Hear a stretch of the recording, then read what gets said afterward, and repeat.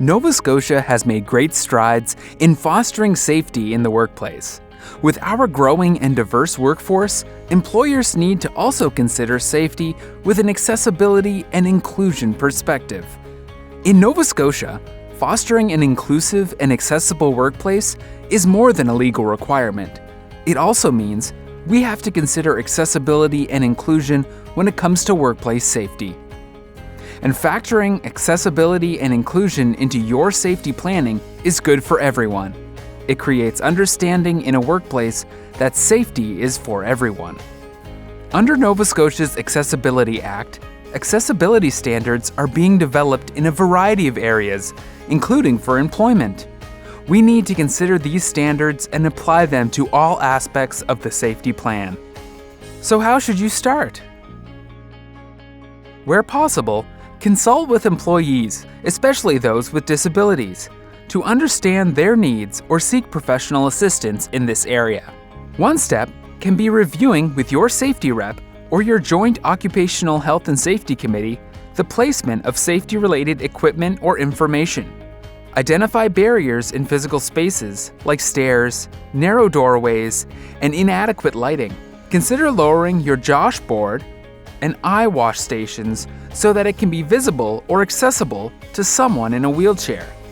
First aid kits and PPE should also be made available at an accessible height with clear signage for persons with visual disabilities.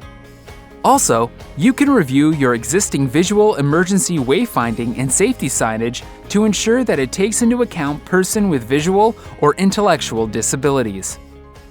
Next, you can review your digital accessibility for your safety documentation. This can be things like where you have your emergency information online reporting forms, to simple login options. This digital information should be compatible with screen readers and other assistive technologies. Also, there are less obvious accessibility and inclusion considerations, like reviewing the language in your safety policies for persons with intellectual difficulties. Expanding your review to consider neurodivergent workers will also increase safety accessibility for all. One other consideration for safety accessibility is hearing. Factoring in your safety plans for workers with hearing disability is important for loud workplace scenarios where emergency sounds can be a challenge.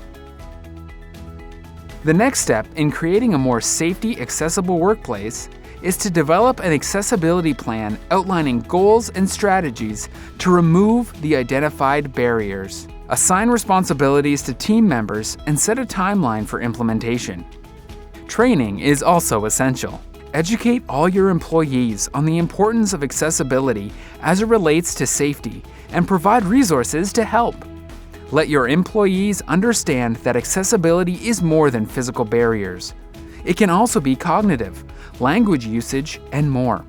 Foster a culture of inclusion where everyone feels like safety at work is a priority. Accessibility is an evolving process, and this goes for workplace safety as well. Regularly review your workplace safety policies, plans, and physical elements like first aid kits and signage for accessibility. Gather feedback from employees and candidates and make improvements accordingly.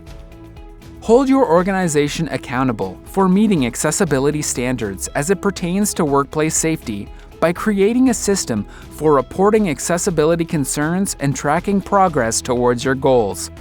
Let others know about the positive impact of accessible and inclusionary safety initiatives in your workplace. In Nova Scotia, embracing accessibility in the workplace is more than the right thing to do. It also improves workplace safety. Doing so is a strategic move that opens the door to a more diverse, talented, and invested workforce. Take action today to create an inclusive and accessible, safe workplace for all. For more information, call the Safety Branch at 1-800-9-LABOR. That's 1-800-952-2687. Or email safetybranch@novascotia.ca.